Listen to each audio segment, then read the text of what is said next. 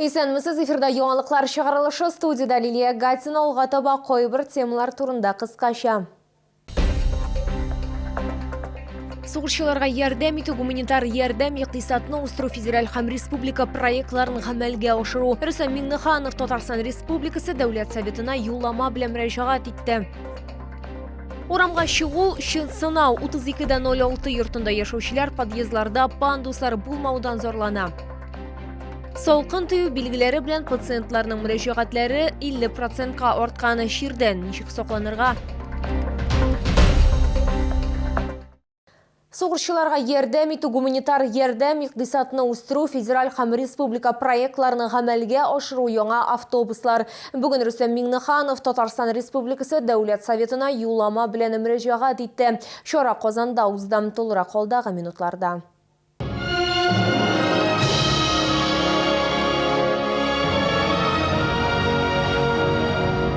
Үзенең чыгышы барышында Рөстәм Миңнеханов залда булган махсус хәрби операциядә катнашучыларга рәхмәт белдерде. Һәлак булган солдатларны 1 минут тынлык белән искә алдылар. Каждый из вас пример настоящего героизма, верного служения отчизне.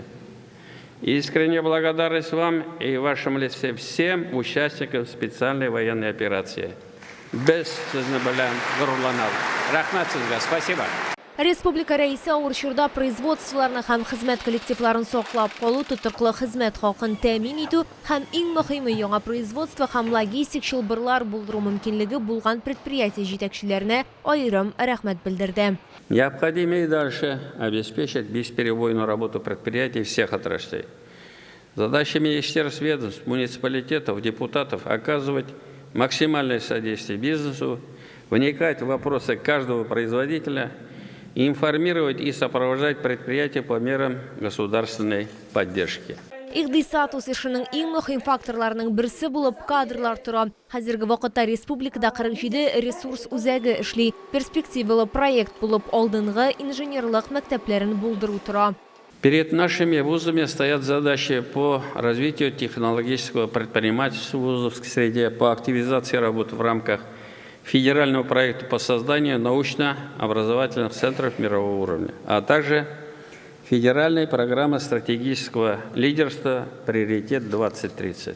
Федераль проектларны гамәлгә ашыруда дәвам итә. Декабрь ахырында ук М12 трассасы һәм Идел аша 3 километрлы яңа күпер буенча хәрәкәт башланачак. Также строится трасса М7 в обход Нижнекамский и Набережный Челнов с мостом через Каму с дальнейшей реконструкцией участка от Набережных Челнов до границы с Башкортостаном. Везде будет первая категория. Это позволит решить проблемы перегруженности транспортной инфраструктуры Камской агломерации. Тагын бер мөһим юнәлеш җәмәгать транспортын үстерү. В ближайшее время мы приобретаем более 400 современных комфортабельных автобусов для городских и пригородных маршрутов. Для Казани, Челнов, Нижнекамска, Альметьевска, Зеленодольска, Елабуги, Бугульмы, Лениногорска, Заинска, Знакаева, Мензелинска, Нурлатты и Бавлов. Татарстанда 2024 ел фәнни технологик үсеш елы дип игълан ителде. 2025 елда бөтен ил Бөек Ватан сугышында җиңүнең 80 еллыгын бәйрәм итәчәк. Лилия Гатина, яңалыклар. Татар дөньясы зур югалту кичерә. Бүген Татарстанның халык артисты Илһам Шакиров исемендәге республика премиясе лауреаты, халкыбызның моңлы җырчысы Флора Сөләйманова иртән хастаханәдә вафат булды. Аңа 84 яшь тулган иде. Вафат булуы хакында туганнарына кызы Әлфия хәбәр итә. Флора Сөләйманова 1939 елның 9 мартында Камытамагы районы Иске Барыш авылында туган. Татарстанның халык артистын соңгы юлга иртәгә Мәрҗәни мәчетеннән озаталар. Озату мәрәсиме 12 сәгать 30 минутта башлана. Флора Сөләйманова Курган зиратында танылган шәхесләр аллеясында җирләнәчәк. Без мәрхүмәнең, туганнарының һәм якыннарының авыр кайгысын уртаклашабыз. Флора Сөләйманова татар җыр сәнгатендә иң моңлы җырчы, дустының 4 баласына кадерле әни буларак тарихта калачак.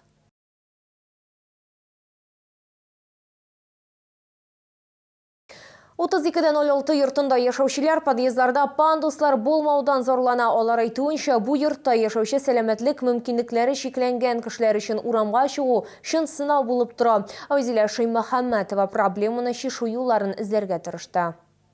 Гандалиф Каримов 32-06 йортында инде күп еллар яши һәм пандус урнаштырылгач ул бик шатланган. Чөнки аның хатыны инде 2 ел дәвамында инвалид коляскасында йөри. Ә менә керү төркемендә махсус җайланма булмау сәбәпле подъезддан чыгу Каримовлар гаиләсе өчен сынау булып тора. Пандус булгач аны сыгарга җайлы, әйбәт иске ягында подъездның. Но тышкы ягында булмагач, тоже җайсыз инде. Арты як белән төшәргә, арт ягы белән менәргә туры килә.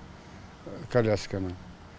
Тоже куркыныч, ул егылып төшәргә нитәргә. Электротехниклар идарәче компаниясендә безгә 32-06 йорты проектында пандуслар урнаштыру каралмаганлыгын аңлаттылар. Коммуналь хезмәткәрләр билгеләп үткәнчә, пандуслар инвалид гражданнарның мөрәҗәгатьләре һәм кирәкле урында пандусны төзекләндерүнең техник мөмкинлеге буенча урнаштырыла. О мерах по приспособлению жилых помещений и общего имущества в многоквартирном доме с учетом потребностей инвалидов, обследование жилых помещений инвалидов и общего имущества в многоквартирных домах, в которых проживают инвалиды, входящих в состав муниципального жилищного фонда, а также частного жилого фонда, осуществляется муниципальными комиссиями.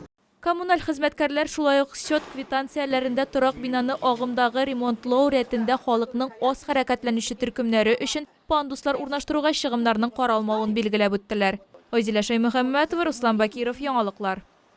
Салкын тию билгеләре белән пациентларның мөрәҗәгатьләр саны 50%-ка артты. Бу көзнең 2 атна статистикасы. Бүген бу хакта безнең төшерү төркеменә 5-нче шәһәр хастаханәсе медицина хезмәткәрләре сөйләде. Салкын тию авырулары үз нәтиҗәләре белән куркыныч. Нинди нәтиҗәләр булырга мөмкин? Бу сорауга җавапны безнең сюжетта белерсез. Регина Кадырованың барысы да тамак авыртуыннан, югары температурадан, тумау төшүдән башлана. Кыз үз-үзен дәвалау белән шөгыльләнгән, ләкин җиңеллек килмәгән. Киресенчә начарлана гына барган. Ишетү белән проблемалар башланган. Чаллылы фикеренчә, аңа салкын тигән. Салкын җилле көн иде. Урамда колакны өргәнде җил. Шуннан соң температура күтәрелеп, колакларга бәрде. Хәзер Регина Кадырова Вера Матюшкина кебек үк 5-нче хастаханәдә дәвалана. Ул шулай ук колагы авырту аркасында медицина ярдәме сорап мөрәҗәгать иткән. Авыртты, конечно. Авыртмыйча больницага кем килгәндә. Шулай булды. Көз җитү белән салкын тию симптомнары булган пациентлар саны арткан. 5-нче шәһәр хастаханәсе статистикасы буенча 2 атна эчендә күрсәткеч 50%-ка үскән. Трудовые будни наши усилились, количество заболевших, естественно, увеличилось. Пусть пока стоит еще более-менее теплая погода, но тем не менее, все равно осенние дни, не летние, организм реагирует, смена сезона идет. Простудные заболевания заканчиваются очень часто нашими проблемами.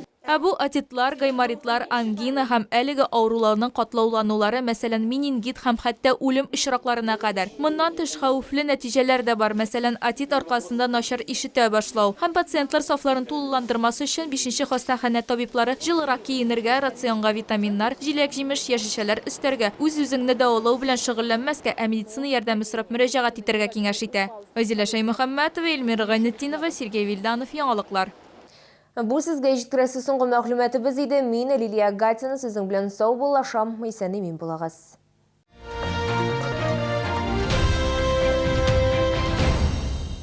Время теплых подарков в магазинах «Победа». До 31 октября совершите покупку, станьте участником акции и выигрывайте ценные подарки. Спешите в магазины «Сибиряк». Только в сентябре скидка 30% на все куртки и пуховики до 74 размера. Проспект Мира, 12А, остановка Медгородок. Челны, встречай! Свежий улов прямо с Камчатки. Чавыча, красная икра, белорыбица. Все от производителя. С 18 по 23 сентября. ТЦ Грин, первый этаж. Остановка Глобус.